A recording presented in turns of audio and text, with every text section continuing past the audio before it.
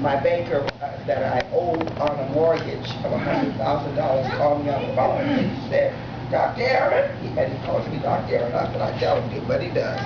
He said, I have some good news for you. I said, what is it? He said, you have been paying on your mortgage for 2 years, and the money has been funneled to somebody else's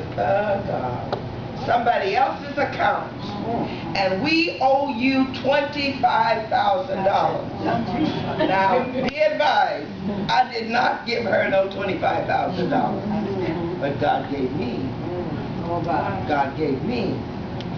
I would not lie to you. I don't need to. God gave me $25,000.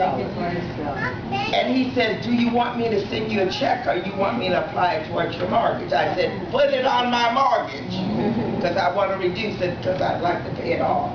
Now, but that's what he says to us. Give and it shall be given.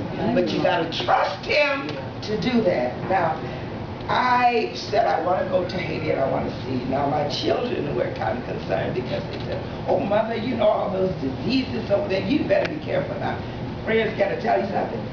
I am not crazy. I am not a trench person and I know that. I am not going to be waiting out in germs and stuff, exposing myself to no diseases, and I don't know how to not do that. So we were careful, of course. And they discourage people from walking around over there just middling around because you're a target. When people are real poor, they're desperate sometimes. And so we were in cars every place.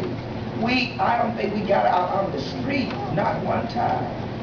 We went on a trip with Bishop Montanor and his wife and he came and picked us up alone. And he went to the market to buy some things. And he blew his horn and rolled his whip down, and people came over and he purchased what he wanted and did it that way. But we weren't out in the population like that.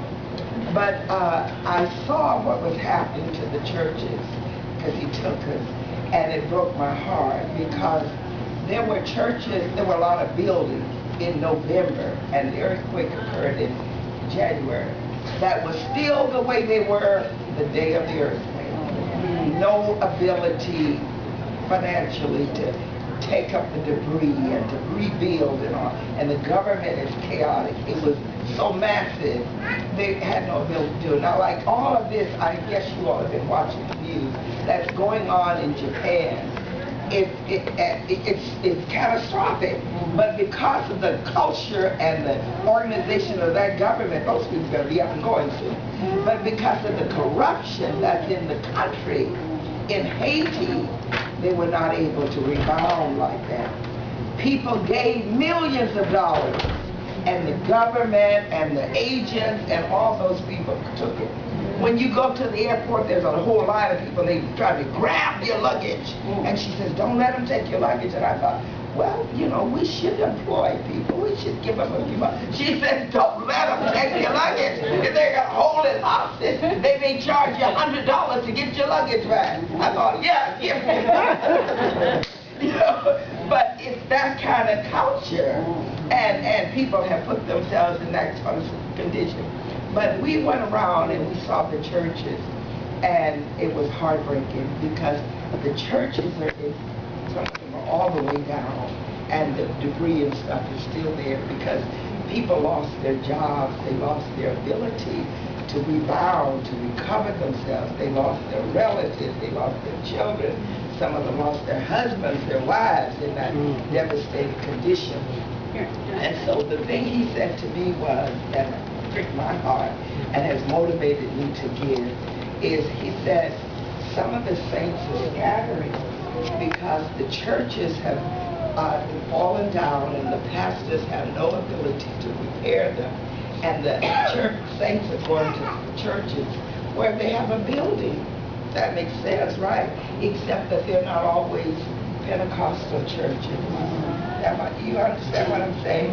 Now, we're acting like life is going on as normal.